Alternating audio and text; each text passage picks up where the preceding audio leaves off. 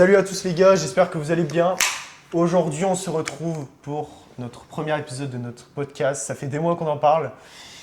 Moi, je m'appelle Paul.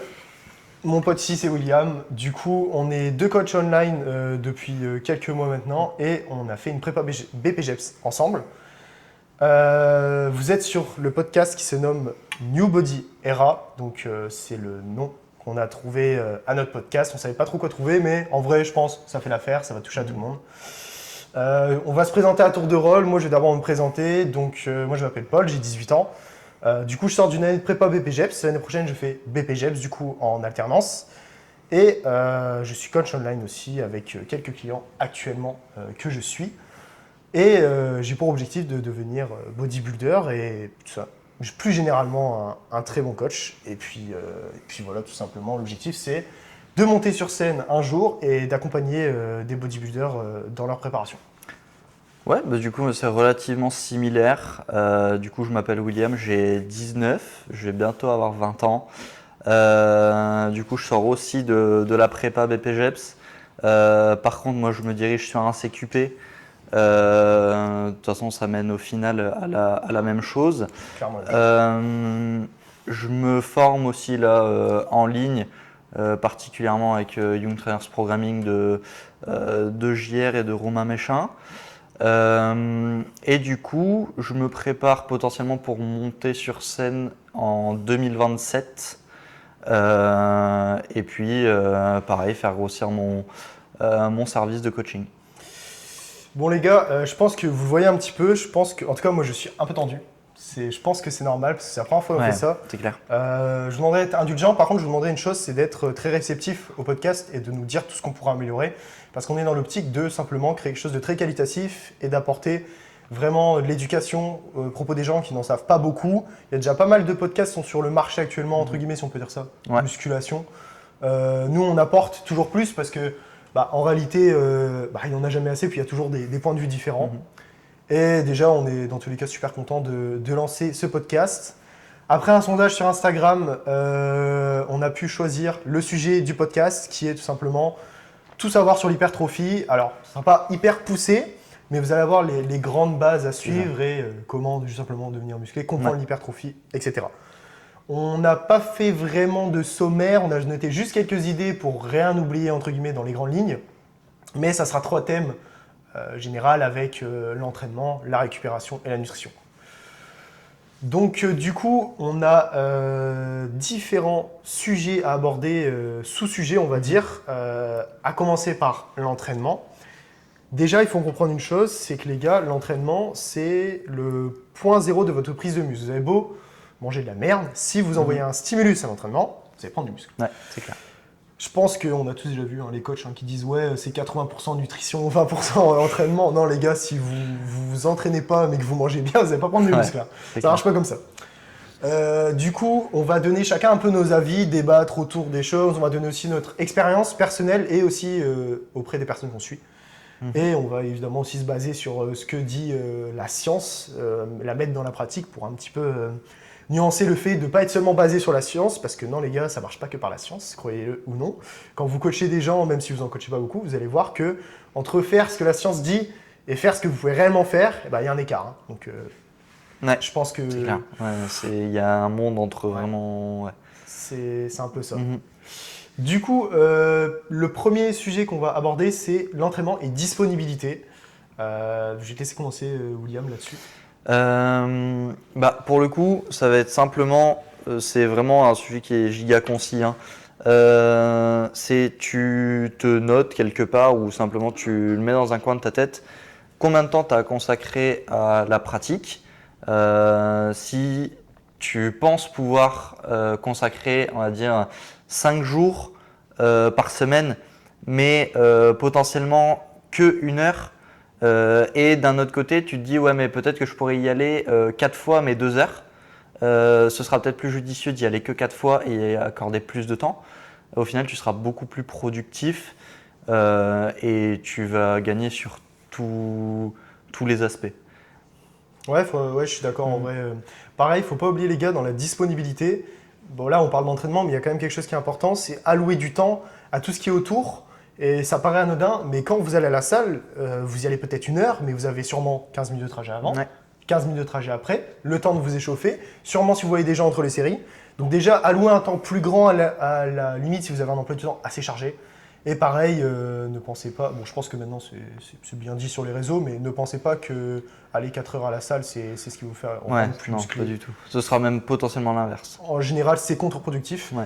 Mais pour résumer, regardez un petit peu en gros votre semaine, prenez le temps que vous pouvez Mhm. et n'essayez pas d'en faire forcément trop. En général, au début, vous faites suffisamment, il faut augmenter au fur et à mesure. Et puis ça dépend également, c'est très important, c'est à quel point vous placez la musculation en termes d'ordre de priorité dans la vie. C'est ça. Ça me paraît logique. Ouais, carrément. Et puis pour revenir sur le truc de surtout si vous débutez, le plus important ce sera de créer des habitudes tenables. Parce que passer de 0 séance de sport à 5, c'est déjà, même 4, des fois 3, c'est déjà costaud pour certaines personnes. Moi, je sais que du moins, j'ai déjà accompagné des personnes qui ont commencé avec 1 à 2 séances par semaine et on augmenté tous les 1 à 2 mois à peu près.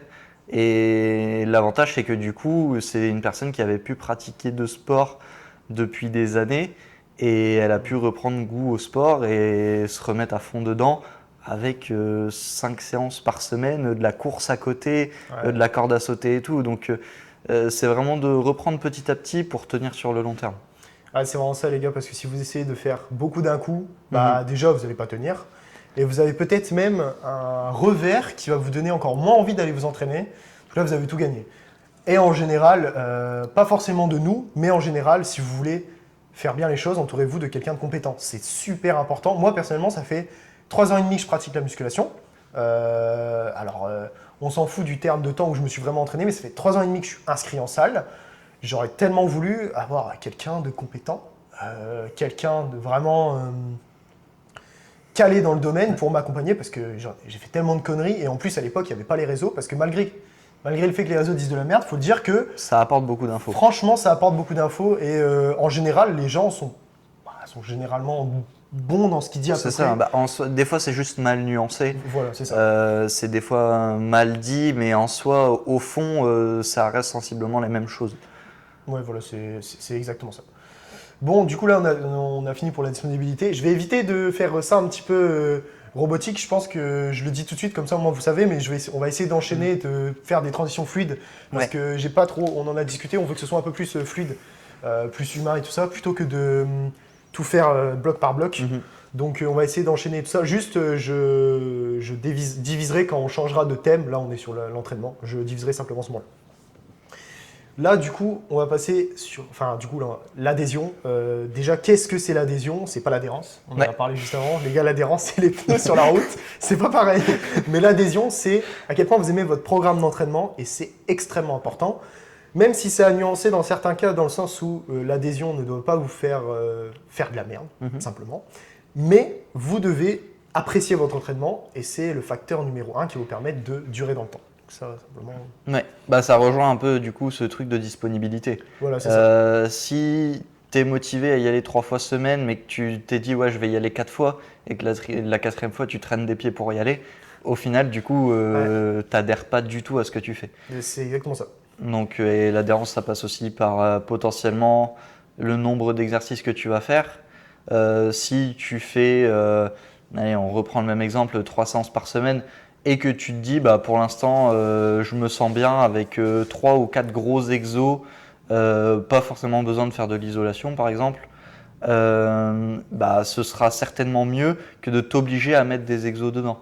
Donc ça passe aussi par cette sélection d'exos, de possibles temps de repos aussi. Si tu te sens pas de reprendre et que tu kiffes pas prendre 1 minute de repos ou que tu kiffes pas prendre 5 minutes de repos, et prends le temps que tu veux et voilà. Au début, c'est vraiment de trouver le juste milieu qui te fera adhérer à ta prog et qui va faire que tu tiens sur le long terme. Ce sera toujours ça le mot d'ordre, c'est vraiment de tenir sur le long terme. Surtout quand tu démarres. Ouais. Parce que peut-être qu'avec le temps et l'expérience, il y a sûrement des concessions à faire si tu cherches la performance. Si c'est pas le cas, juste bouge, genre fais de l'activité physique et fais-toi plaisir.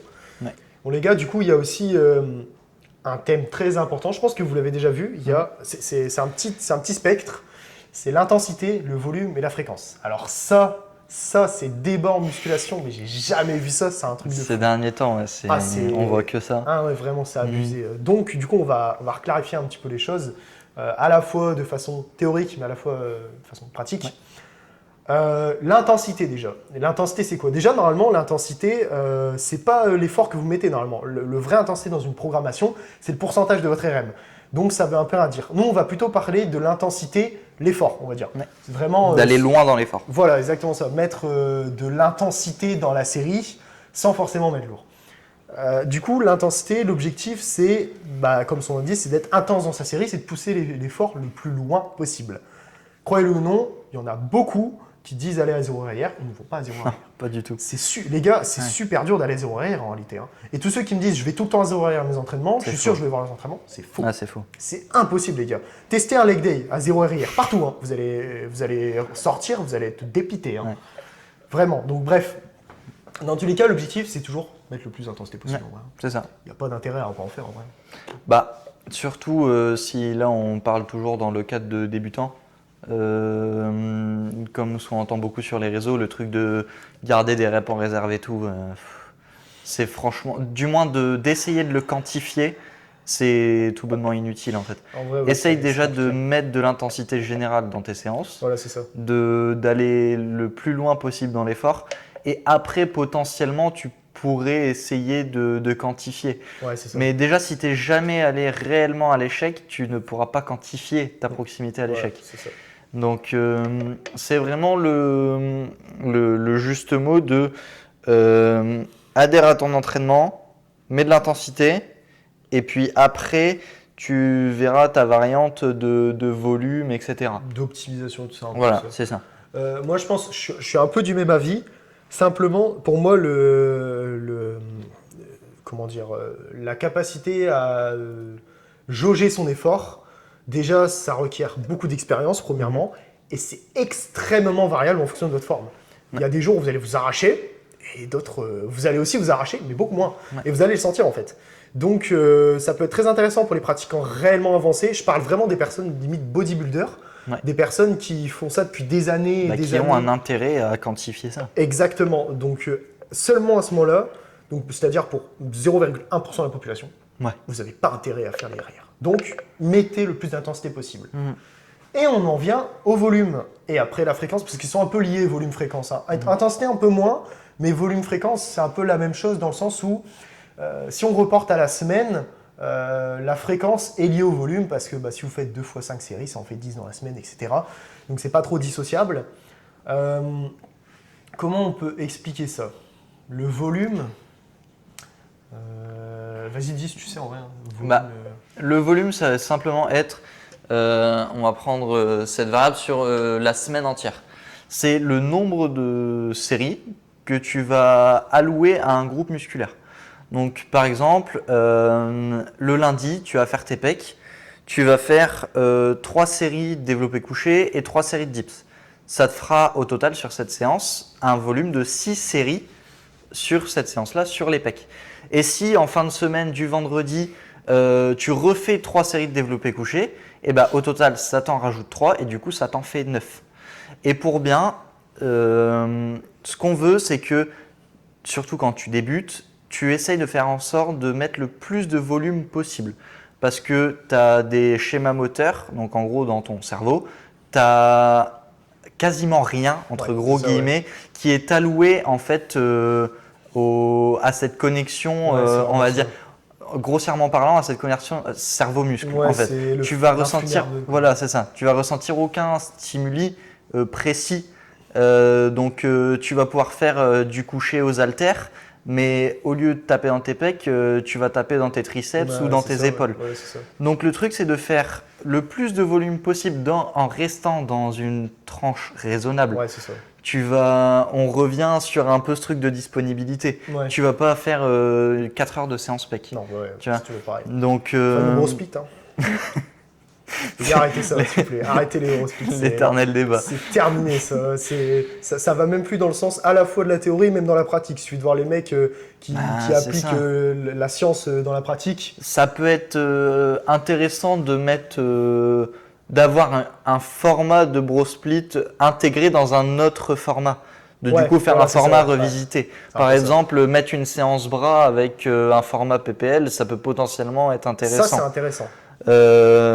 Mais c'est juste pour rajouter principalement du volume supplémentaire. Ouais, c'est ça. Voilà, parce qu'on peut mettre une fréquence du coup x1, donc travailler le muscle une fois par semaine, mais c'est pas réellement le plus intéressant. À part si c'est vraiment un groupe que tu veux délaisser ou à qui tu vas pas donner beaucoup de volume consciemment. Oui, voilà, c'est ça. En plus, il y a, pour les débutants, là on reparle des débutants, il y a un grand intérêt à faire de la fréquence pour justement de beaucoup plus vite apprendre les mouvements et améliorer cet influx nerveux en fait. C'est vraiment très intéressant. J'ai même envie de dire que pour quelqu'un qui s'entraîne 3 fois semaine et qui est débutant, vous avez quasiment plus intérêt à faire un full body x3 pour justement profiter du fait de répéter tellement les mouvements par semaine que vous vous accommodez beaucoup plus vite. De toute façon, vous faites le calcul. Hein. Si vous faites une semaine, vous avez une fréquence simplement. Si vous faites dans un mois avec 3 full body, ça fait 12 fois le muscle sollicité. Contre 4 si vous faisiez un PPL. Faites le calcul quand même. Vous avez stimulé vos muscles 3 fois plus. Donc vous avez beaucoup plus d'intérêt à faire ça pour apprendre les mouvements et tout. Pour le coup, c'est vraiment plus intéressant. Ouais, carrément. Donc, franchement, c'est ça. Puis après, le volume, on va pas donner de tranche de série parce que déjà, c'est super variable en fonction de plein de trucs. La science, elle tend à dire entre 10 et 20, mais pour moi, je suis pas trop d'accord avec ça. C'est-à-dire qu'en dessous, on peut carrément développer. C'est ça. Au-dessus de 20, alors c'est très rare, j'en vois pas beaucoup. Moi, en général, en termes d'expérience, entre 3 et 15, vraiment max 15 pour les muscles vraiment qu'on veut faire progresser, type une fréquence x2, x3, ok. Au-delà de 15 en général, ça c'est plus. J'avais déjà fait une vidéo en disant qu'on pouvait faire progresser un muscle de 10 à 20 séries, et c'est toujours le cas, mais ça dépend des gens, parce qu'on n'a pas tous la capacité à encaisser le volume. Bah c'est ça. Je sais que je vais prendre un exemple, il y a des personnes avec des traitements. Par exemple, on va prendre l'exemple des traitements sous antidépresseurs. C'est un truc qui met KO la personne. Ouais, c'est fatigant. Donc, je sais que j'ai parlé avec une personne qui est sous antidépresseurs et elle est incapable d'avoir, je crois même, plus de 8 séries sur le même muscle à la semaine. Donc, c'est vraiment une grosse variable. On sait que, du coup, sur une moyenne de la population, je crois que c'était entre 12 et 18 séries. C'est la fourchette optimale pour dire d'avoir le plus de gains possible. C'est ça. Avec une grosse intensité. Mais d'une personne à une autre, si on prend mon cas perso, si je veux faire évoluer mon dos, j'ai besoin que de 4 séries semaine. Alors, en fait, c'est parce que c'est ça le problème de la muscu, c'est que c'est très variable. C'est très contextuel. Ouais, c'est ça. Et c'est ça le problème parce que du coup, ça se tape toujours sur les réseaux sans bien comprendre que tout est contextuel. Enfin, c'est comme. Alors ça, c'est super intéressant, les gars. Vous allez voir. Vous avez beaucoup de gens qui prennent le max d'amplitude sur un hack. Ok, dans l'idée, c'est super cool. Ça fait une flexion de genou et tout ça. Mais on va prendre anatomiquement. Vous avez là où vos hanches s'insèrent, votre bassin et tout ça. Vous avez ce qu'on appelle un mouvement de rétroversion du bassin et d'antéversion. Et ce mouvement, vous le faites à la fin du mouvement du squat. Dès que votre bassin fait du coup, c'est rétroversion, je crois. Vous ne travaillez plus du tout vos quadriceps en fin de mouvement. Vous envoyez tout dans le bas du dos. Parce que justement, en soi, c'est pas grave hein, du tout, c'est même pas grave. Mais simplement, si vous pensiez qu'en faisant ça, vous isolez encore plus vos quadriceps, c'est pas le cas. Parce que justement, en plus, le hack squat, c'est un exercice à forte tension d'étirement. Ce qui veut dire que vous avez toute la tension en bas du mouvement. Mais si en bas du mouvement, vous avez cette fameuse rétroversion du bassin, vous n'allez pas travailler plus vos quadriceps. Non, donc, du tout. C'est toujours pareil, c'est contextuel, etc. C'est pour ça que les gens, ils aiment bien critiquer, ils savent même pas en fait. Ça dépend aussi des objectifs. On va prendre dans le cas d'athlètes certains auront tout intérêt à faire des demi-reps, même des fois des 3/4 de reps pour améliorer vraiment une certaine portion du mouvement en particulier. Devenir plus fort sur une partie du mouvement, voilà, c'est ça. Faire du partiel haut, du partiel bas. Ouais, c'est très spécifique des fois à certaines choses et à ce que tu veux faire. Ouais, c'est vrai. Donc, mais du moins, dans un objectif d'hypertrophie, le 3/4 du temps, le maximum d'amplitude, c'est pas bénéfique. Hein. Parce que on va prendre un coucher, on voit beaucoup parler du barrel press. C'est le fait en haut d'avoir vraiment sur un développé couché aux haltères, genre les haltères au pec et les coudes à terre. Ouais, vraiment. Sauf qu'au final, c'est plus tes pecs qui sont étirés. Hein. C'est plus tes épaules qu'autre chose. Ouais, c'est ça, exactement. Et tu as plus d'action du triceps. Enfin, c'est vraiment, ça change totalement d'objectif. Tu perds les leviers en fait. Bah ouais, c'est ça. Donc, et on voit ça sur beaucoup. On va voir beaucoup aussi sur des mouvements type hip thrust ou RDL. Des personnes sur un RDL qui vont vouloir absolument aller toucher la barre à terre.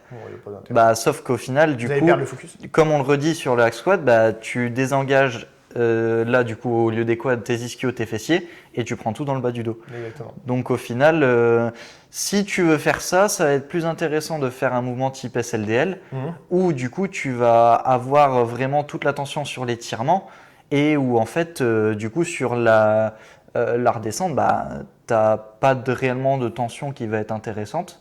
Donc tu peux la retenir un petit peu, mais jusqu'à une certaine limite, quoi.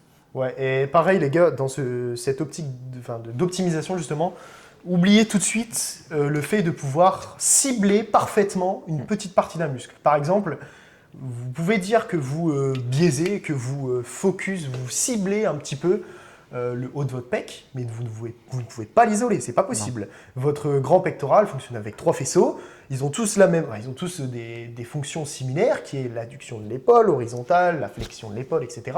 Vous ne pouvez pas les dissocier, donc ça veut dire que vous ne pouvez pas en isoler, c'est juste, en fait c'est pas possible, c'est parce qu'ils fonctionnent en synergie. Donc le fait de vouloir toujours optimiser pour focus le truc, alors ça peut être bien dans une bonne optique justement d'optimisation, mais vous allez vous perdre dans des trucs, vous prendre la tête, alors qu'en général, des fois, ça marche toujours en synergie. C'est pour ça que, comme je dis, c'est que les gens qui veulent absolument focus leur faisceau claviculaire, vous allez le faire sur des flexions, mais vous n'allez jamais travailler tout seul. Hein. C'est pas possible en fait. Mais encore, je trouve ça plus logique d'essayer d'isoler ce faisceau claviculaire que des personnes qui veulent isoler le bas de pec. Par exemple. Alors que, en général. Du moins, quand on prend dans le sens des fibres, vraiment ta partie sternale est exactement pareil, quasiment à 2 cm près, même pas de ta partie costale. Voilà, exactement. Ouais. Donc, ils ont la même fonction. Les écartés poulies basses, à part vraiment dans des cas très spécifiques, dans 3/4 du temps, c'est quasiment inutile. Oui, vraiment. Le haut de pec, c'est vrai que pour le coup, ça peut être très intéressant parce que il se distingue par il fait partie en synergie avec le deltoïde antérieur. Cette flexion de l'épaule, vraiment, ça peut être super intéressant. Mais du coup, vous prenez pas la tête là-dessus. D'ailleurs, on s'est éparpillé à mort. On est passé sur du RDL et tout, bref. Mais du coup, c'était pour le volume. On a parlé vaguement de la fréquence en même temps. Mais la fréquence, en gros, les gars, c'est combien de fois vous travaillez vos muscles dans la semaine et vous avez beaucoup d'intérêt à le faire pour beaucoup de choses. Comme j'ai dit, les débutants au début, par rapport au full body et tout Carrément. Et même par la suite, simplement mettre un meilleur focus sur les muscles que tu souhaites. Exactement. Rattraper un muscle, un point faible, super intéressant.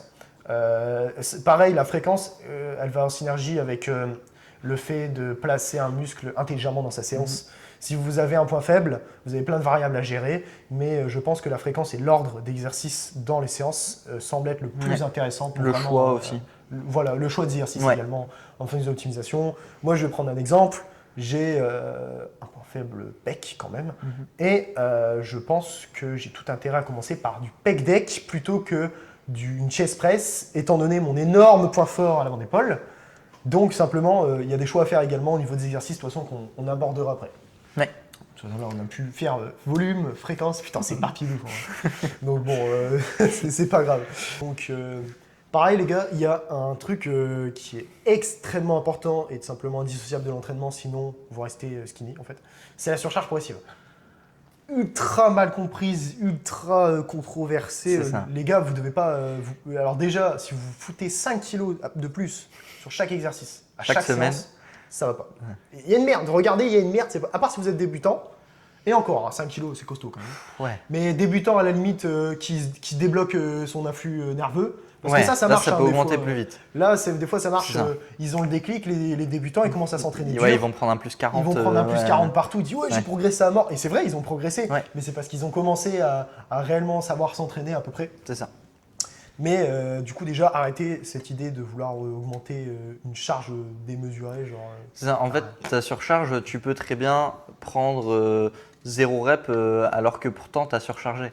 En fait, ta surcharge, elle touche le nombre de reps, le poids utilisé et aussi la standardisation appliquée à cette exécution. c'est bien cool, Donc, enfin. si possiblement tu vas contrôler 2 secondes ton excentrique sur ton mouvement et tu as fait 6 reps. La semaine d'après, tu refais 6 reps, tu te dis ouais, t'as pas progressé, machin, sauf que ton excentrique elle est à 3 secondes. Donc Voilà. au final, tu as progressé. T'as Parce que du progressé. coup, tu as un meilleur contrôle, tu as potentiellement un meilleur stimuli sur la zone souhaitée.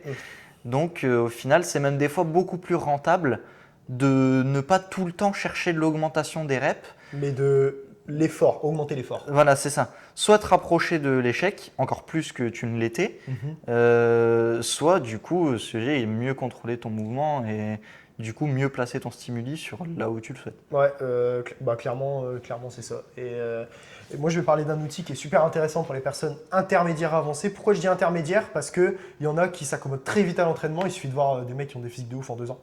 Ça va être le micro-loading, donc le fait de surcharger très, très progressivement, passer par des plaques de 250 grammes à 1 kg. Et croyez-moi, c'est très intéressant. Ouais. Parce que si vous stagnez sur un développé couché haltère, mais que vous rajoutez seulement 500 grammes et que vous faites ça pendant 4 semaines, parce que 500 grammes c'est très faible, il faut le dire, Ouais. bah, vous avez rajouté Tu ressens pas de pas de changement de charge différence. en fait. Et en un mois, ça fait 2 kilos. Ouais. Donc vous passez C'est de 45 à 47 kilos sur votre couche haltère. Ah, c'est Et énorme. la différence, elle est énorme. Et si vous avez bien standardisé, etc., si vous avez bien compris le mouvement, et ben, du coup, le stimulus que vous envoyez, il est toujours le même. Mais la charge, non. Ouais. Donc, ce stimulus, il est plus élevé et induit par la charge. Donc, du coup, en plus d'avoir un mouvement déjà très très propre, ou en tout cas, ça veut rien dire très propre, mais comment dire, adapté à ce que vous voulez, et que vous avez eu cette surcharge via les micro-place loading, on appelle ça comme ça, vous avez surchargé et vous avez pris du muscle. Et c'est Ouais. super intéressant pour les C'est personnes trop bien. avancées. Vraiment, pour le coup, si vous avez des plateaux, vous avez tout intérêt à faire ce genre de choses. C'est peut être ça. super intéressant. Après, selon des fois, malheureusement, les machines, on va prendre l'exemple des Basic Fit où moi je sais que dans ma salle, ils m'ont nerf là-dessus.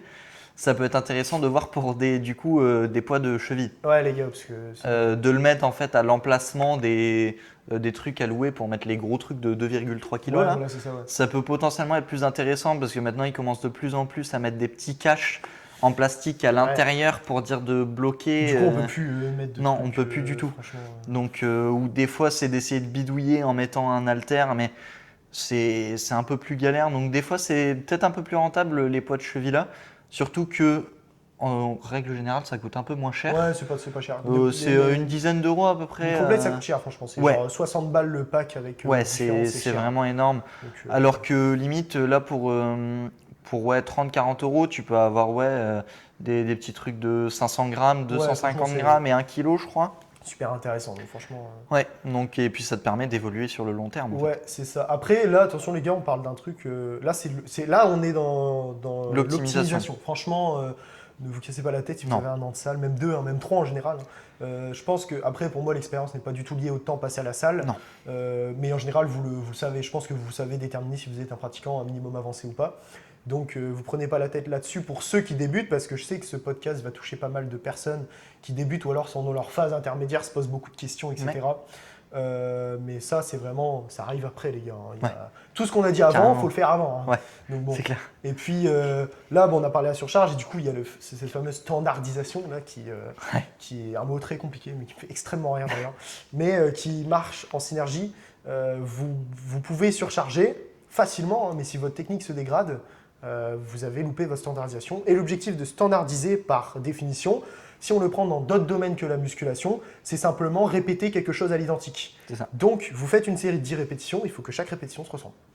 À la fois par le positionnement de votre muscle souhaité, à la fois par le temps de votre excentrique, votre tempo en général, et ne pas utiliser de muscles compensatoires. Je pense à des gens qui peuvent curl très très vite en fonction d'un objectif bien précis évidemment, et utiliser tout simplement le réflexe myotatique ou alors le rebond carrément de leur triceps qui vient stabiliser à la fin. D'ailleurs, les gars, les muscles stabilisateurs, on arrête. Parce que ça veut rien dire un muscle stabilisateur. Tous les muscles sont stabilisateurs. Donc ça veut rien dire. C'est des muscles qu'on appelle synergiques en termes anatomiques. Donc vous pouvez ne parlez pas de muscles stabilisateurs. Non, pas de muscles alloués à stabiliser. Exactement. C'est comme les muscles stabilisateurs d'un RDL, c'est les carrés des longs. Non, non. Tout est stabilisateur. Parce que ça veut dire que quand tu fais un curl biceps, tu as ton triceps qui stabilise ton bras dans l'extension. T'as ton épaule qui est fixée qui stabilise, tu gaines pour rester droit, donc non les gars. C'est ton corps entier qui stabilise. Donc stabilisateur, arrêtez, c'est terminé, c'était vraiment à l'époque de la Vegan Deal ça, surtout de l'avier. Mais non les gars, utilisez plutôt le terme, enfin il n'y a même pas de terme à utiliser, simplement le fait que vos muscles travaillent tout le temps en synergie. En termes d'hypertrophie, vous isolez des muscles, mais pour travailler un muscle, vous avez besoin de cette capacité à stabiliser, mais on leur a donné un nom alors qu'en vrai, il n'y a pas lieu d'être. Bah ouais, c'est ça, c'est simplement le fait de créer un point de gravité avec ton corps. Ouais, voilà, c'est vraiment te créer un centre de gravité d'une personne à une autre. Ça peut être avoir les pieds plus ou moins serrés ou plus ou moins larges. C'est ça va vraiment être de te créer un point d'ancrage dans le sol avec des repères qui pourront en fait être reproductibles à chaque fois que tu feras ce mouvement-là. Ouais, voilà, c'est ça exactement. Donc là, les gars, on a vu déjà quasiment toutes les grandes variables qui étaient liées à l'entraînement. Et on va passer au deuxième, qui est la récupération et l'alimentation.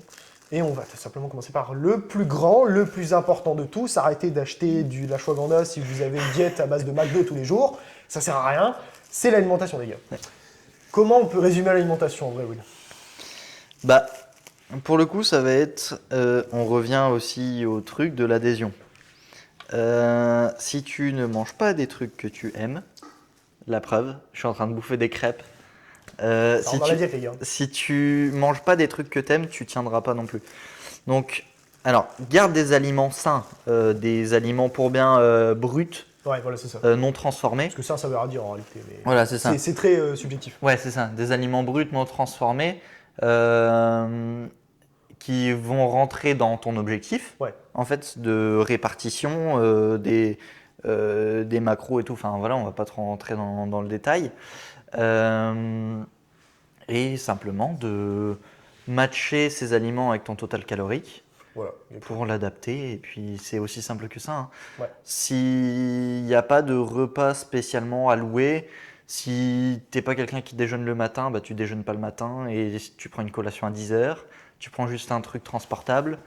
Pareil, si tu travailles de nuit et que du coup tu manges la nuit et tu manges pas le matin et le midi, et ben c'est tout, ces repas-là, tu le cales pendant la nuit.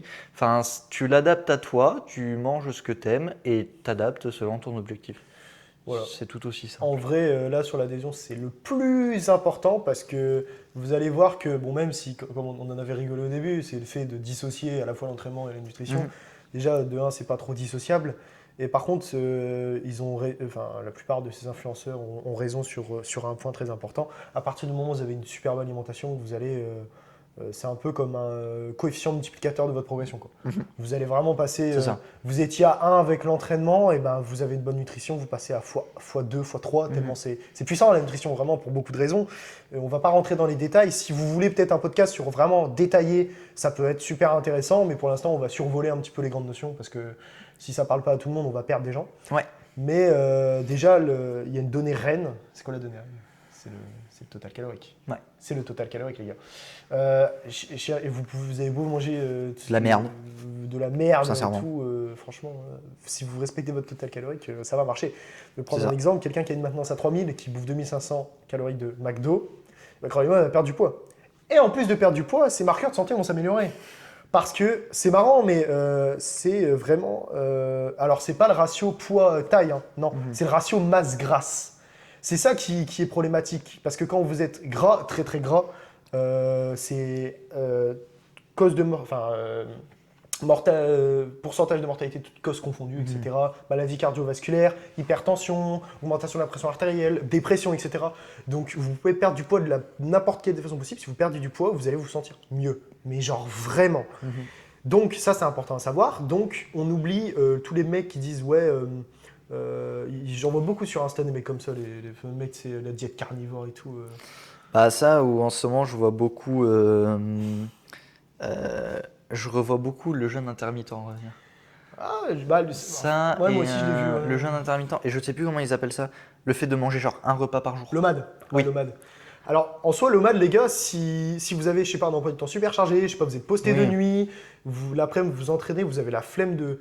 Ok, mais alors croyez-moi, c'est pas du tout le plus optimal pour s'entraîner. Mais alors là. Bah et, même niveau santé, c'est bah pas. non, niveau santé non plus, parce que en général, si vous voulez avoir votre total calorique, vous allez exploser votre quantité de lipides, ce qui en soi n'est pas problématique, mais par contre, en général, quand vous augmentez vos lipides, déjà, vous prenez pas des lipides de très bonne qualité, et vous avez un pourcentage d'acides gras saturés super élevé, Ouais. donc le mauvais gras, hein, techniquement. Il en faut, mais si vous en avez trop, bah, c'est augmentation des risques de maladies cardiovasculaires, prise de gras, juste en général, Ouais, c'est c'est ça. pas bon, quoi, tout simplement.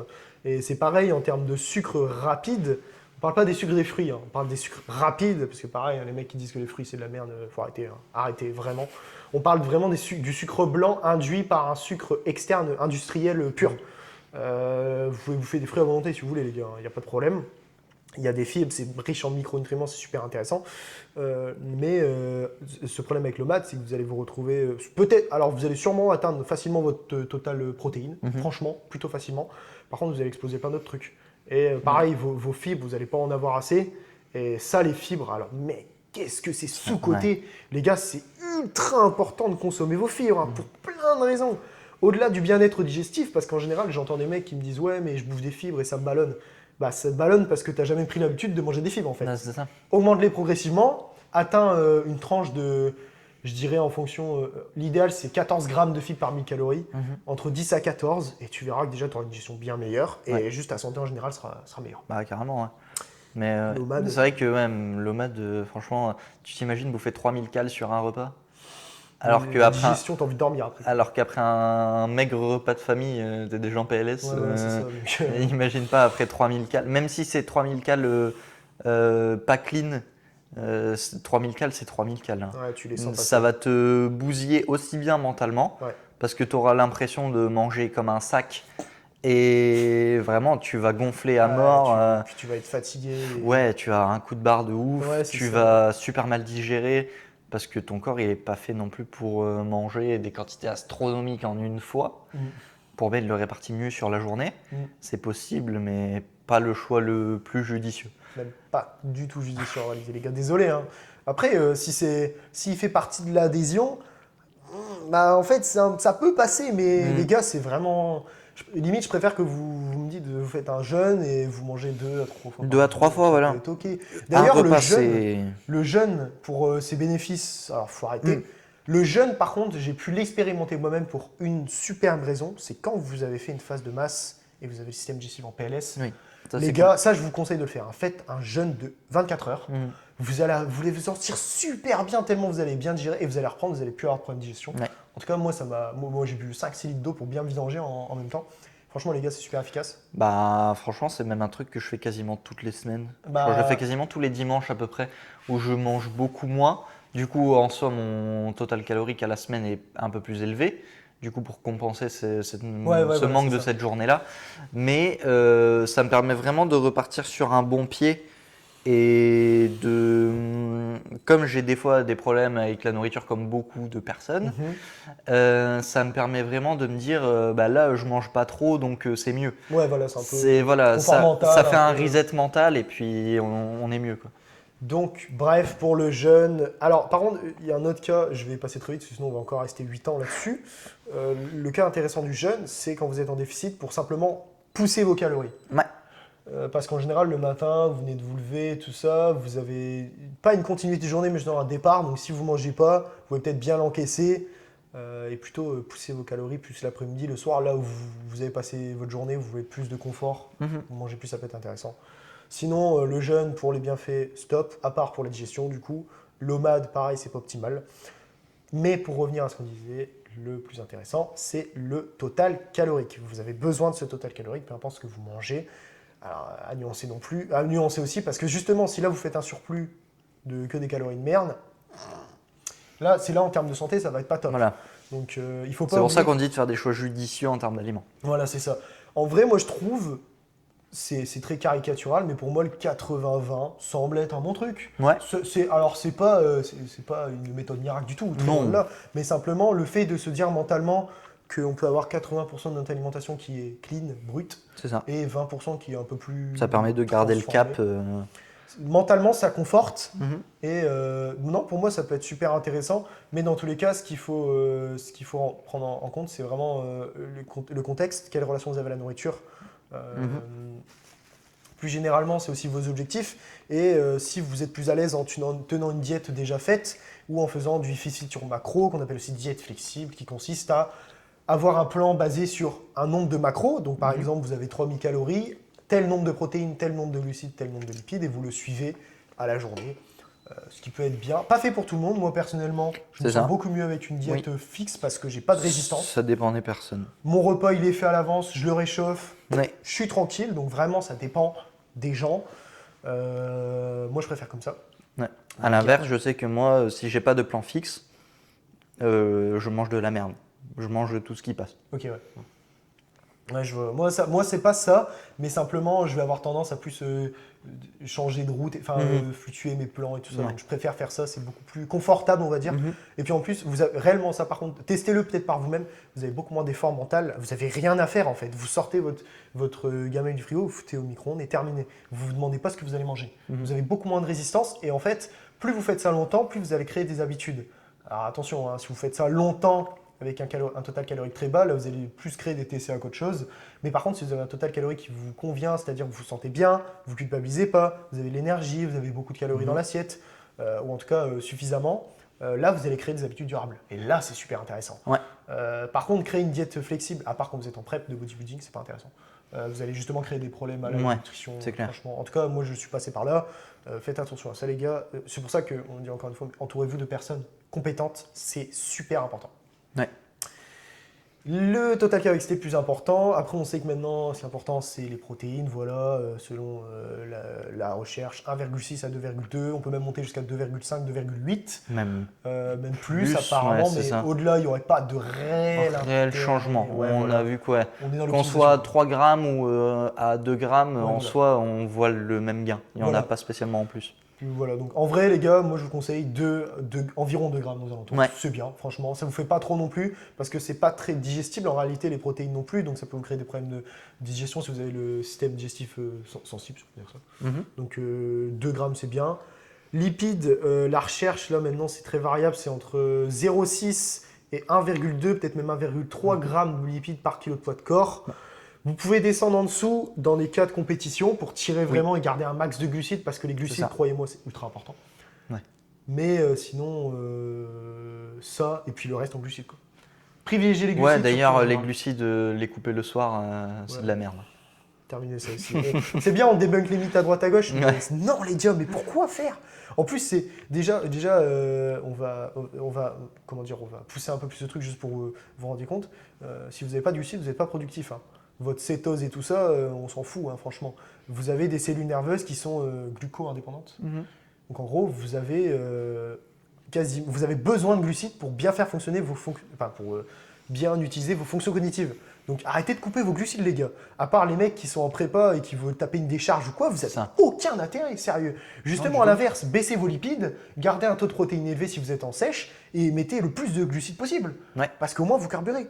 La seule raison, à la limite, valable pour baisser tes glucides, ce serait potentiellement le midi. Si tu fais un travail de bureau, vraiment où tu es assis, pour éviter d'avoir un coup de barre. Tu vas être KO parce que le midi, on sait que c'est le repas qui casse le plus la gueule. Voilà, c'est ça. Donc, tu as le coup de barre de milieu de journée, machin. Potentiellement, ça peut être le seul repas où tu peux les diminuer. Allez, on va dire dans certains cas, même tu les enlèves si vraiment tu es trop sujet à ce truc d'avoir un coup de barre d'un coup. Le crash Mais en soi, si tu peux éviter, garder tes glucides le midi et te dire, au lieu de rester à table, machin, et attendre que ce coup de barre y vienne, d'aller marcher un petit peu ou quoi pour faciliter ta digestion, ça peut potentiellement être quelque chose de bien à faire. Bon tips pour ceux en prise de masse d'ailleurs, marchez après vos repas une dizaine de minutes, il n'y en a pas besoin de plus. Non. Vous allez vous sentir super léger, ça va vous faire du bien. Rester assis après un énorme repas, c'est le meilleur moyen de ne pas se lever pendant 1 heure. Bah, et puis flinguer ta journée entière. Ouais, franchement les gars. Non, vraiment les gars, essayez ça, c'est très important. Mhm. Pas besoin de faire 20 000 steps en prise de masse, hein, les gars. Arrêtez ça aussi, s'il vous plaît. J'adore Lucas Gouif et Oui, Antoine ils sont GBZ, géniaux, hein, mais ils sont super, mais je suis pas du tout d'accord avec cette approche-là. Il y a certains points comme quoi ça permettrait de manger plus. En vrai, Oui. j'ai envie de dire pour les gens qui ont du temps et qui sont vraiment gros mangeurs, genre ils ont du mal avec les calories basses. Ah ok, carrément, pourquoi pas. Mais déjà, c'est pas fait pour tout le monde. Non. Très loin de là. Alors croyez-le ou non, même ceux qui disent no pain, no gain, trouvent le temps dans ta journée, ceux qui travaillent réellement, Ouais. qui sont salariés, qui prennent le métro le matin et le soir, n'ont pas le temps de faire en général plus de 10 000 pas par jour. Non. Et c'est normal les gars. Ok, il y a des priorités à avoir, mais là on parle pas de priorité, on parle juste du fait que la vie elle est comme ça, elle est assez stressante, encore plus pour les salariés en général. Bah, c'est ça. Ouais. Non, vous pouvez pas demander, si vous êtes coach, vous pouvez pas demander de faire plus de 10 000 alors que la personne elle dit bah voilà, je suis déjà au max. Non, vous trouvez d'autres solutions. En fait, ça marche pas comme ça. À part les auto-entrepreneurs qui sont souvent chez eux, comme, Ouais, comme GBZ, nous, comme nous par exemple. non, vous pouvez pas demander de faire autant de steps, c'est personne. Ouais. Une fois de plus, c'est le mot, c'est contextuel. Donc, Ouais. à nuancer. C'est toujours le même truc. Voilà, c'est ça. T'adaptes en fonction de ta situation. Si tu peux te permettre d'avoir un tapis de marche et de marcher pendant que tu bosses, bah fais-le parce que Franchement, fais-le. t'en tireras que des bénéfices. Mais si tu dois, après ton 8h, 17h, franchement te forcer, rentrer et aller sur ton tapis, machin et tout, Fais-le. bah, Tu vas pas tenir. bah à la limite, tu fais mieux de mettre du cardio post-séance, quoi. Voilà, exactement. Franchement, ouais. Ça te prend moins de temps et voilà, ça a aussi des bénéfices. Puis en plus, tu es dans la continuité de ta séance, donc Ouais. tu te dis que tout va ensemble, donc tu te dis après, tu es tranquille, quoi. Mhm. Donc franchement, non les gars, c'est pareil, c'est contextuel, arrêtez de faire 20 000 pas, vous n'avez pas forcément d'intérêt. Même si Non. les bodybuilders en prep, en général, n'excèdent pas 16 000 pas, Mhm. alors que pourtant, ils sont déjà écorchés, hein, mais c'est normal, c'est parce qu'ils jouent sur d'autres variables, comme du vrai cardio, qui est plus intéressant en réalité, et puis les calories basses et tout ça. Bah, le problème, c'est que sur les pas, c'est beaucoup prôné ce truc de zéro fatigue. Essaye de t'imaginer en fin de prépa de body où vraiment tu tires sur la condition à mort et aller taper 20 000 pas par jour. 4 heures, c'est- ça fait 4 heures, hein. Au moins Ouais. 4 heures de marche. les gars. Donc ça a beau être moins fatigant, tu vas rester crevé quand même. Hein. Au final, tu es beaucoup plus fatigué que Carrément. si tu avais fait 30 minutes de Star Masters à jeun Ouais. et qu'au moins tu avais fait ta partie la plus dure de la journée. Clairement, les gars. c'est Bon, ça. en tout cas, je vous invite, pour ceux qui feront ou qui veulent faire du body, testez. Hein. Vous allez voir que 20 000 pas pendant une semaine, ça va beaucoup plus vous éclater que 30 minutes de Ouais. cardio d'un coup parce qu'après, votre journée, elle est terminée, C'est entre ça. guillemets. Donc, Garde une moyenne qui te demande en fait zéro effort. Hein. Donc ton NEAT en gros, c'est l'activité que tu fais inconsciemment. Garde le max possible et après si tu vois que tu as besoin, bah, tu rajoutes du cardio à la salle. Ouais, c'est ça, ouais. Et puis voilà, et tu t'en sortiras très bien. Parce qu'au final, si c'est pour y délaisser ta récup, je sais que moi Tu perds tout.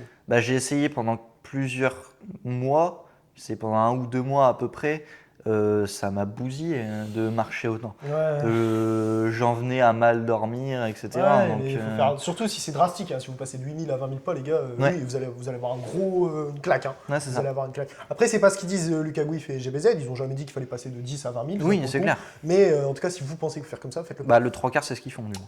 Exactement. Il y a aussi cette idée de vouloir rester sec à l'année, qui en soi n'est pas un mauvais concept, parce que c'est entre Ça guillemets dépend pour de la plupart se l'objectif. sentir bien. Ouais. Et en général, alors déjà, les morphotypes, ça n'existe pas, on est d'accord là-dessus. Enfin, je pense que nous, on est d'accord, mais vous, j'espère que vous l'êtes aussi. Mais effectivement, il y a des génétiques de personnes qui ont tendance à beaucoup plus rester secs, et c'est pas pour rien, parce qu'en salle, il y a des mecs qui sont beaucoup plus stock, mais beaucoup plus gras, Oui. et à l'inverse, d'autres qui sont tous cut et très secs. Voilà. Ça ne veut pas dire que les morphotypes existent, mais ça veut bien dire qu'il y a une prévalence et un Pour le effet coup, génétique. Pour le coup, c'est de la génétique. T'es pas forcément. C'est pas parce que tu stockes pas de gras que t'es ectomorphe. C'est juste parce que ta génétique fait que tu stockes pas beaucoup de gras. Ouais, voilà, c'est ça. Et... C'est juste qu'en fait, les calories que tu vas apporter, pour le 3/4, vont être transformées en énergie plutôt qu'en graisse.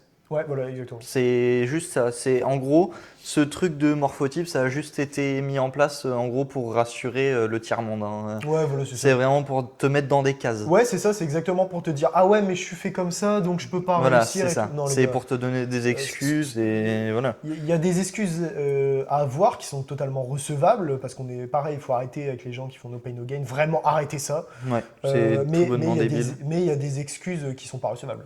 Et Oui. ça en fait partie. Je vais prendre un exemple très parlant. Bah, Paolo Magine, pour ceux qui savent qui il est, et Lucas Gouif, bah, regardez leur base de départ. Ouais. Simplement. Paolo Magine, super physique, exceptionnel, transformation incroyable, super inspirant comme mec. Il a commencé à 180 kilos, je crois. Pas loin, en Ouais, tout cas en un obésité truc comme morbide. ça, je crois.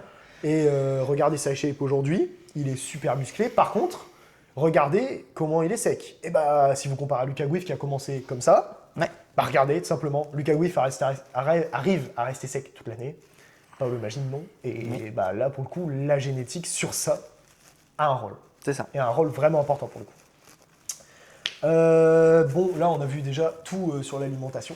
Et du coup, on en a on parlé, du coup, cet impact de récup. Ouais, Et du coup, récup veut dire sommeil. Le trois quarts, faut dormir. c'est ça.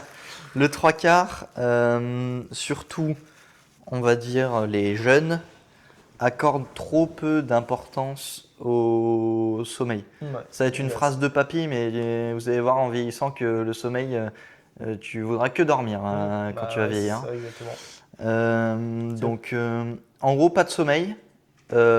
Déjà, tu meurs. Mauvaise digestion, déjà. Non, mais c'est vrai, les gars, c'est juste pour vous rendre compte du truc. Si vous ne... Et pourtant, c'est au juste titre que la nutrition Ouais. est l'eau. Si vous ne buvez pas ou vous ne mangez pas, vous mourrez au bout d'un moment. C'est Et ça. Le sommeil, c'est pareil. À partir du moment où vous décédez de fatigue.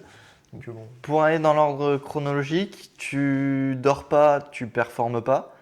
Tu performes pas. À long terme. Oui, à long terme. Oui, Parce c'est que pas il faut- magique, parce c'est que- pas du ouais, jour voilà. au lendemain, quoi. Parce que les gars, faut savoir, moi, ça m'est déjà arrivé de performer après une nuit de 2 heures. Oui, Mais par contre, faites ça pendant une semaine. C'est pas votre performance, ça se pète la gueule. Hein. c'est autre chose. Court terme, non. Moyen terme, long terme, oui. Mm. Bien, oui, un grand oui même. Ouais, carrément. Donc, du coup, forcément, moins de perf, moins d'adaptation, moins de création de muscles, etc. Ouais, exactement, tout simplement. Donc, il y a cette phase-là.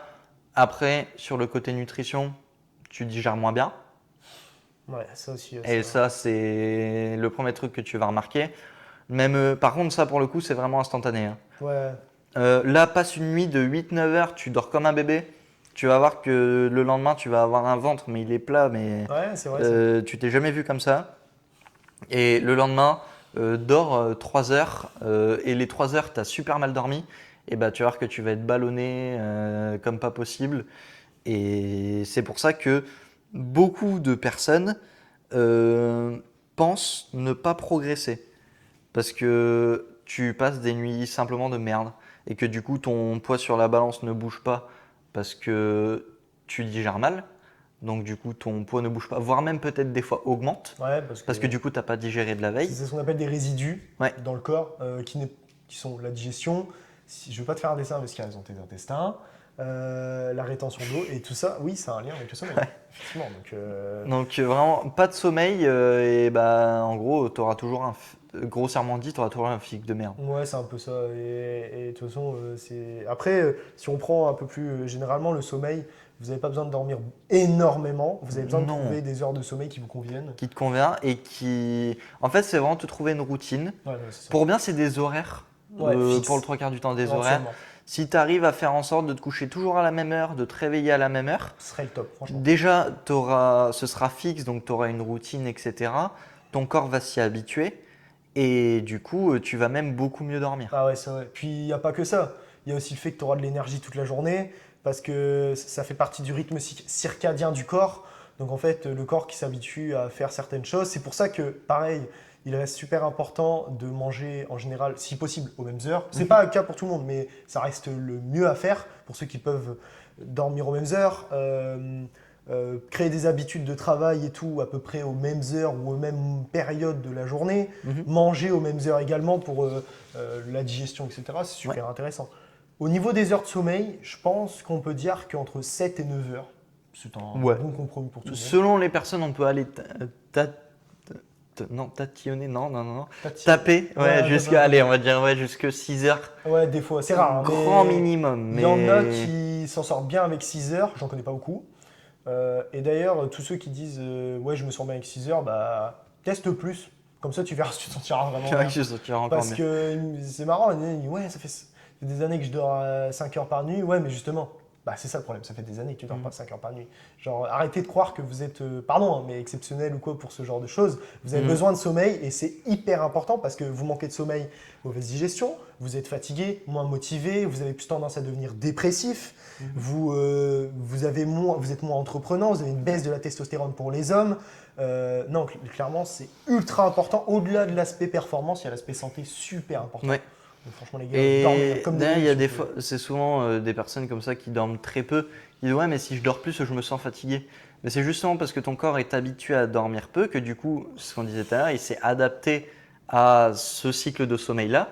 Et si tu te mets dès maintenant à dormir 7 heures, bah forcément, tu vas pas être tout pimpant du lendemain. C'est sûr. Va falloir attendre un petit peu pour dire d'avoir de nouvelles adaptations. Voilà, c'est ça exactement. Et que du coup, ton corps, il s'adapte et tu verras qu'au final, t'en ressortiras beaucoup Ouais, mieux. tu vas la sentir la différence. Ouais, Clairement, tu vas la largement. sentir. Donc, après, c'est toujours pareil, vous en faites ce que vous voulez, mais c'est très important. Même si je sais que c'est très dur, même moi personnellement, j'ai du mal à tenir une bonne routine de sommeil, vraiment. Contrairement à la nutrition et l'entraînement qui est extrêmement simple, Mhm. moi le sommeil j'ai du mal. Mais bon, après, Ouais. c'est comme pour tout le monde. C'est pas que je dors mal, c'est que j'ai du mal à garder une routine fixe. On sait tous que, enfin, je pense qu'on sait maintenant qu'il faut éviter les écrans avant de dormir. Les mêmes heures, il faudrait faire des activités pas stressantes, Ouais. des choses qui nous permettent de nous détendre, Lire etc. un livre, des trucs comme ça, discuter. Et voilà. Voilà, c'est ça. Normalement, c'est vraiment, logiquement, c'est lâcher prise. Ouais. Et en général, on dort bien. Lâcher Mais ta distraction. en voilà, fait. c'est ça exactement. Et être au moment présent et juste se déstresser, limite noter un petit peu ce qu'on a fait dans la journée. Ouais, c'est ça. Ça, c'est super important. Vous pouvez essayer de votre côté, mais par contre, je pense que ça va être le plus dur des variables avec l'entraînement et la nutrition, de mettre en place une bonne routine de sommeil. Ouais. Donc, Bah, vraiment, mettre ça va des être dur. routines en place en règle générale, Oui, c'est voilà, ce qu'il y a de plus compliqué. c'est hein. des habitudes à créer et ça prend du temps et ça prend de l'énergie aussi si c'est mal fait. Ouais. Donc faut vraiment, c'est toujours pareil, être indulgent avec vous-même, super important.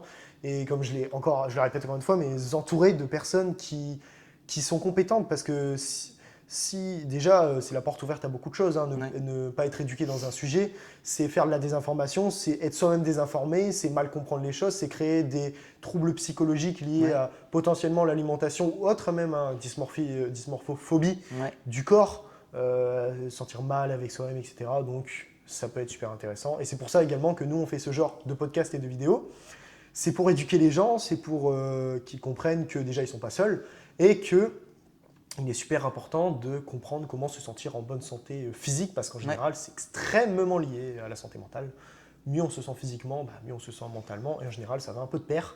Ouais. Si on se sent bien mentalement, on aura moins de mal à se sentir mieux physiquement, etc. Ouais. Donc on en vient du coup sur le stress. Ouais, parce que Du coup, tu dors mieux, tu es forcément moins stressé. Ouais. Parce que du coup, on sait maintenant depuis quelques temps, hein, c'est sorti pas. Enfin, on le sait depuis un moment, mais là, il y a beaucoup d'études qui sont sorties dessus, sur le taux de cortisol, etc., au lever. Plus tu dors mieux et longtemps, au plus ton taux de cortisol est bas, en fait, à 8 heures. Parce que la cortisol se mesure environ vers 8 heures du matin. Et sauf que on a su aussi que du coup, ce taux de cortisol, plus il était élevé, et en gros, ça participait à la fonte musculaire.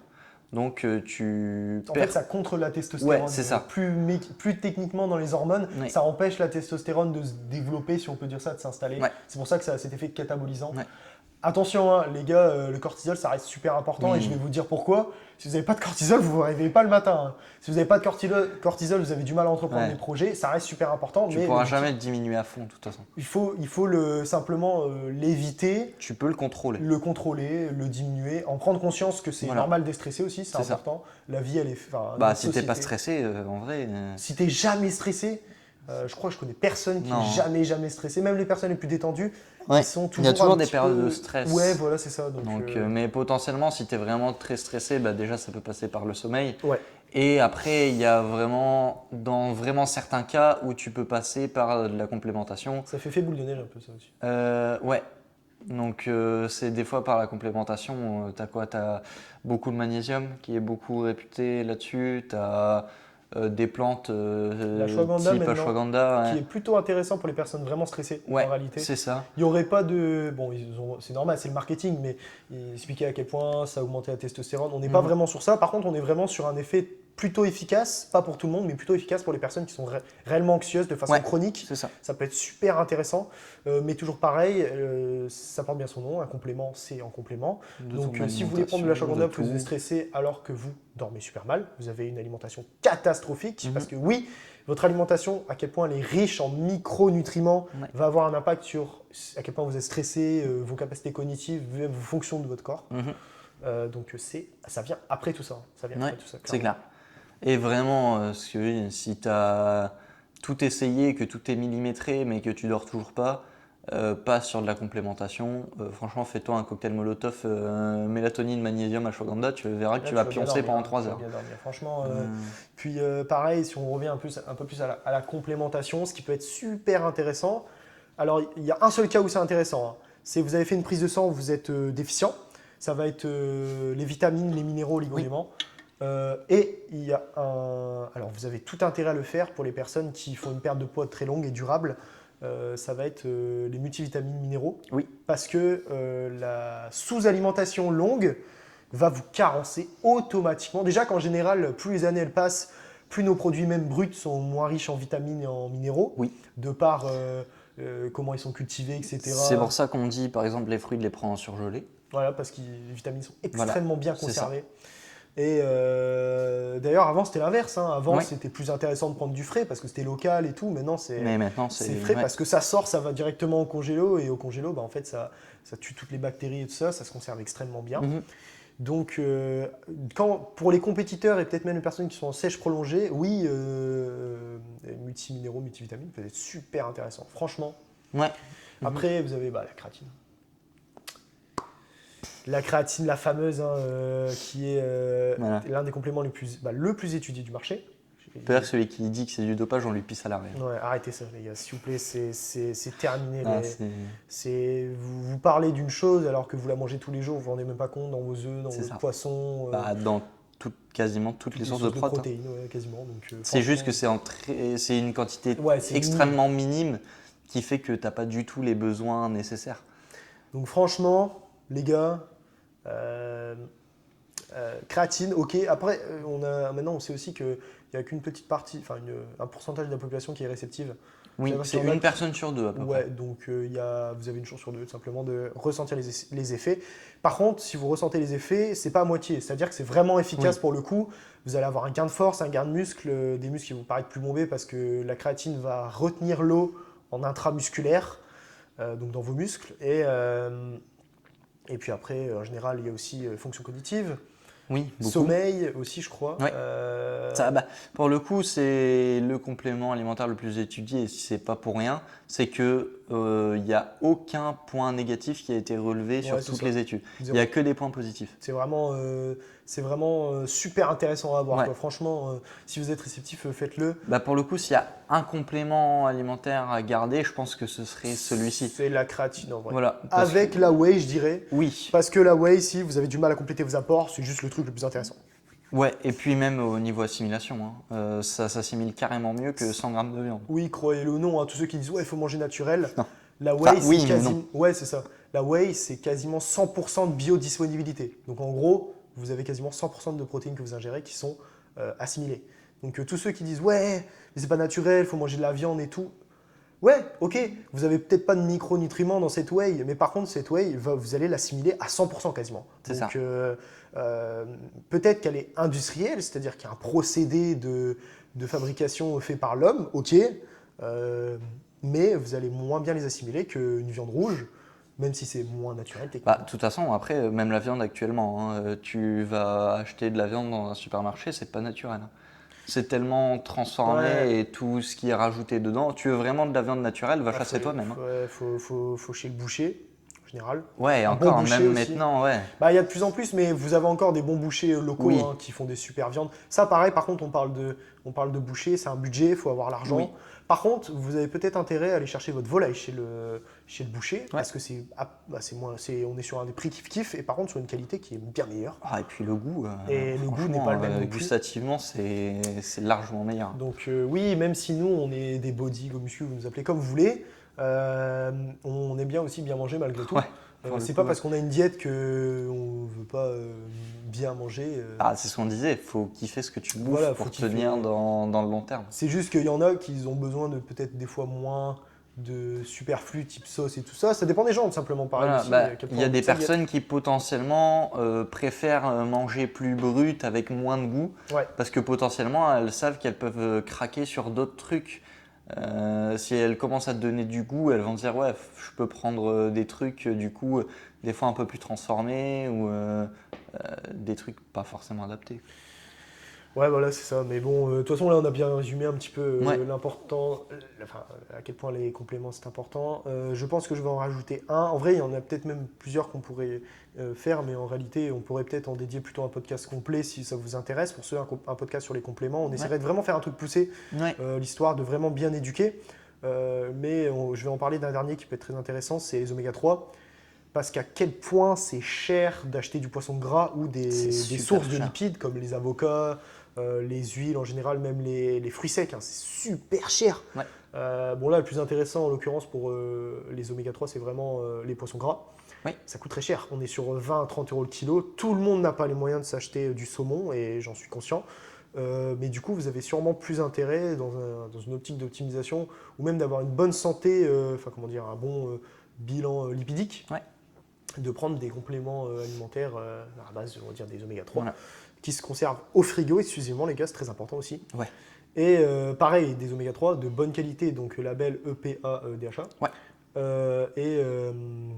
Je crois qu'il n'y a pas d'autre label, mais simplement, en général, vous voyez quand c'est de la bonne qualité. Ça coûte un peu cher, mais ça revient toujours moins cher que de Voilà, prendre. c'est ça. Après, limite, si une alternative moins chère, c'est l'huile de foie de morue. Ouais. Qui maintenant est aussi trouvable Très riche gélifié, enfin en gélule en fait, hein, et qui est beaucoup moins cher. Ouais. Ça a moins de bénéfices que la réelle huile de foie de morue que nos parents y prenaient quand ils étaient plus jeunes, où c'était vraiment à la cuillère et tout. Ça Voilà. doit être infect. Mais pour le coup, c'est moins cher, C'est intéressant. ça reste de l'huile de poisson gras. Donc ça a quand même les mêmes bienfaits sur les fonctions cognitives. Ouais, et il y a aussi quelque chose qui peut être intéressant, c'est la consommation d'œufs, parce que les œufs, ça reste vachement abordable en termes de prix, Ah c'est la non, protéine la moins tu chère. vas avoir trop de cholestérol. Ah oui, c'est vrai, j'avais oublié les gars. Ouais, pareil, il faut arrêter ça, il n'y a plus de corrélation consommation de... Non. Ça fait même des années de- maintenant qu'on le sait. Maintenant, on sait que le fait d'avoir du cholestérol, c'est lié à un manque d'activité physique, et en général, c'est une hygiène de vie mauvaise. On Oui. mange trop gras, Oui, c'est clair. trop d'acides gras saturés, trop de sucre, trop d'alcool, pas assez d'activité physique, un sommeil désastreux. Donc en général, clairement, c'est pas parce que vous bouffez des œufs que vous avez du cholestérol, hein, les gars. Et de toute façon, je venais déjà discuter avec mes parents qui me disaient ouais, mais regarde, les Anglais, ils en ont du cholestérol. Bah regarde la assiette des Anglais. Ils ont du bacon, ils ont des saucisses hyper grasses. Bah voilà, il y a du gras. Et ils mangent beaucoup de ça Peu toute la journée. d'activité physique. Ouais, pain avec du beurre, vous voyez. Donc ça, c'est beaucoup de gras saturé. S'ils mangeaient des œufs à part entière, ils n'auraient pas de cholestérol. Voilà. Et c'est toujours pareil, hein, c'est l'activité physique. Pas le sport, hein, les gars. L'activité physique, Voilà. le fait de bouger, ça, c'est primordial pour juste avoir une bonne santé. Donc, Ouais. bon. C'est clair. On a déjà fait le tour sur les compléments alimentaires. Ouais. Tu as peut-être des compléments à rajouter Bah non, parce qu'après, limite, ça va être un peu plus superflu. Ouais, voilà, c'est ça. C'est de l'optimisation, quoi. Ouais. On va commencer à parler de berbérine. Ouais. Déjà, on va De perdre des chrome. gens, voilà, c'est ça. Du cuivre, du sélénium, bref. Du coup, bon, là, on a déjà fait les deux plus grands thèmes. Tu veux perdre du gras, prends du CLA Eric Favre et tu Voilà. perdras du gras. Exactement, prendre la L-carnitine, ce que tu veux. D'ailleurs, on en parlera peut-être un peu plus profondément de la L-carnitine parce qu'il semblerait que ce soit intéressant, mais pas comme vous le pensez, c'est-à-dire pas en oral, mais plutôt en injectable. Donc c'est un petit peu spécial. Donc si ça vous intéresse, on pourra en reparler lors d'un podcast sur les compléments alimentaires, du coup. si ça vous intéresse. Si vous avez d'ailleurs des idées de sujets qui vous intéressent, si vous voulez qu'on aborde des thèmes, n'hésitez pas à les mettre en commentaire. Ouais. Et du coup, on va passer maintenant à l'environnement social qui a une importance majeure, mais c'est un truc de fou, les gens ne se rendent pas compte. Ouais. On ne va pas parler de l'environnement spécifique lié à les capacités économiques, du fait de pouvoir avoir une diète qualitative avec l'argent qu'on possède, ni de la salle, si elle est qualitative ou pas, mais bien de l'environnement social. Si vous avez personne qui vous soutient autour, ça va être compliqué. Ouais. Croyez-le ou non, c'est très compliqué d'être seul. Et puis on dit beaucoup, je crois on est la moyenne des 3 personnes principales de notre entourage. Ouais, c'est ça. Le problème c'est que si tu t'entoures de 3 personnes qui font rien de leur vie, Qui te rabaissent. Ouais, c'est ça, qui ont aucun objectif, tu deviendras forcément pareil. Tandis que si tu t'entoures de personnes inspirantes qui vont toujours se pousser plus loin et qui vont toi aussi du coup te pousser à aller plus loin, du coup tu iras plus loin forcément. Et ça c'est un peu triste à dire, mais c'est vrai qu'on a tendance à devenir un petit peu comme ceux avec qui on traîne. Alors attention, hein, ça ne veut pas dire que vos ambitions, c'est pas parce que vous avez des ambitions d'entreprise et que votre collègue, ami, collègue, vous l'appelez comme vous voulez, a une ambition de salariat ou juste simplement un autre projet, que cette personne est mauvaise pour vous.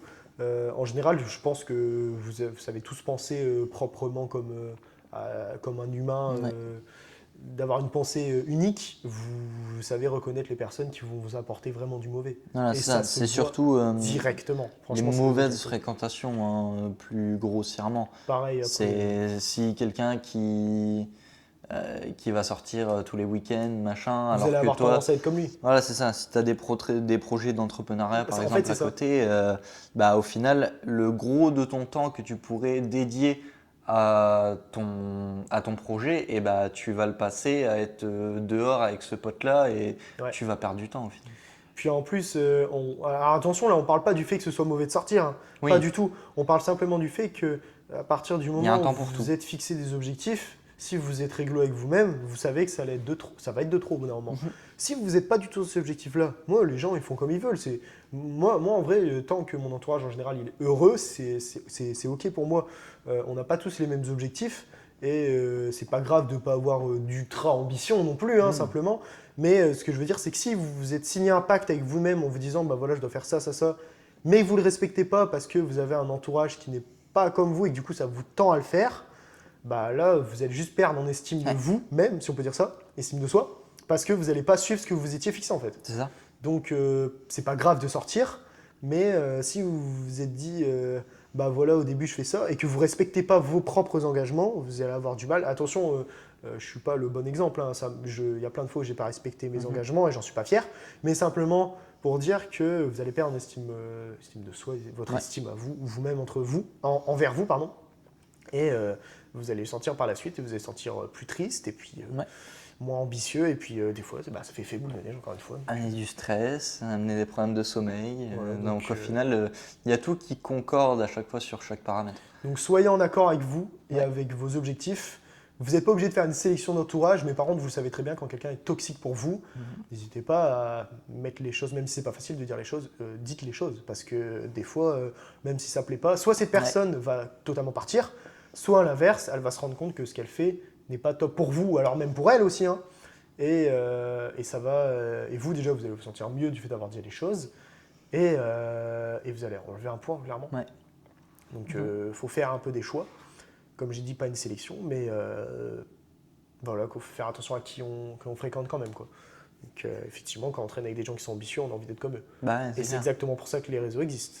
Vous suivez des gens parce que vous admirez ce qu'ils font. Pareil, tu ressembleras à ton feed d'Instagram. Hein, c'est un peu ça. C'est exactement ça. Si tu suis des personnes qui vont te motiver sur Insta, forcément, général, tu seras beaucoup plus motivé de faire les choses. Ça va influer de fou. C'est ça, tandis que c'est bien pour ça que j'encouragerais beaucoup de personnes à diminuer l'utilisation, voire même arrêter l'utilisation de TikTok, qui est tout bonnement abrutissant. Même les réels d'Insta, la plupart. Hein. Oui, c'est ça. En fait, juste faut... Et encore, je trouve plus de contenu inspirant sur Insta que sur TikTok. En général, oui. TikTok, je trouve que c'est de plus en plus abrutissant et que le contenu... Le format court en général, j'ai envie de dire. Ouais, c'est ça. Il y a de moins en moins de valeur apportée et sur tous les domaines, hein, même sur la pratique de la musculation en général. il y a de plus en plus de trucs où c'est du troll, machin, c'est la course aux vues et Ouais, c'est ça. s'il n'y a rien réellement pour rapporter de la valeur au nouveau. Ouais, c'est ça, il n'y a plus de volonté d'aider les gens comme avant. Ouais. Et attention, on ne dit pas qu'il faut arrêter totalement les réseaux toute sa vie. Non, Simplement, il faut que moins y porter d'attention et moins Voilà, c'est ça. d'importance. Faut vous concentrer sur les choses qui comptent vraiment en fait. Mhm. Donc vos projets, vos objectifs. Et par contre, n'oubliez pas que malgré tout, moi je sais que TikTok, en fait, ça prend plus que ça apporte. Et pourtant, ça apporte quand même des choses sympas. Oui, Des relations sociales, C'est clair. même des contenus éducatifs qui des fois sont super intéressants. Ouais. Moi, je tombe sur des gens super intéressants, passionnés dans leur domaine, et ça, c'est super. Mais en fait, vous avez qu'un petit pourcentage de ça. Et c'est ça qui est dommage. Et en plus, les réseaux sociaux, c'est l'ego. Mhm. C'est flinguer votre concentration à cause du format court. Et ça aussi, on en est victime. Moi, j'en suis victime. Mais c'est pas évident de s'en sortir parce que c'est hypnotisant réellement. Ça, c'est ce truc du toujours plus en fait. Voilà, c'est ça. En fait, plus t'en auras et plus tu vas en vouloir. Enfin, je sais pas si c'est vraiment compréhensible, Si, mais c'est ça. C'est Ouais, plus c'est ça. c'est le fameux plus, scroll, quoi. plus on va t'en proposer Plus et tu vas plus en ton vouloir. cerveau il va en réclamer. Ouais. Donc au final, c'est comme ça que tu te retrouves à scroller pendant 4 heures. Donc cet environnement social, il est super important et il fait partie aussi des réseaux parce que les fréquentations sur les réseaux, ça marche aussi. Ouais. Vous avez sûrement pas envie de suivre une personne qui vous inspire pas. Ouais. Ça paraît C'est logique. ça. Donc, pour résumer cet environnement social, des personnes qui vous soutiennent, que ce soit votre famille, vos amis, en vrai c'est tout, hein, famille, amis, copines ou copains éventuellement. Ouais. Surtout ça, parce que je pense que si Il y a beaucoup de personnes qui sont tirées par le bas par leur relation Ouais, amoureuse. hein. clairement, c'est affreux, c'est Ouais. dégueulasse parce que ça peut vous prendre énormément. Et le problème, c'est que si ça dure très longtemps, ça peut vous prendre plus et quasiment des fois même plus vous le rendre, tellement Ouais. ça fait longtemps que vous vous êtes enfoncé dans une idée. Donc clairement, alors je sais que c'est pas facile, mais si vous avez un partenaire toxique, dites-lui s'il est capable d'en prendre conscience et d'améliorer son comportement, ok, mais ne vous flinguez pas la santé mentale et physique pour une personne. Alors là, mettez l'énergie autre part, les gars. hein. Vous avez d'autres choses à faire.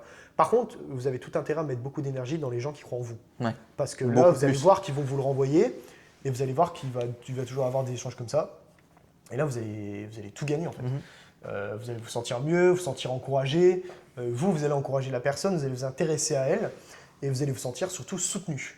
Et ça, c'est très important. C'est le plus important pour évoluer. Ouais, voilà, c'est ça. C'est le soutien des autres aussi, hein, parce que être tout seul, au final, tu vas jamais très loin tout seul. Non, en réalité, tu te heurtes vite à quelque chose. Ouais. De toute façon, il suffit de sentir quand on se sent très très seul, on se sent pas bien en général. Ouais.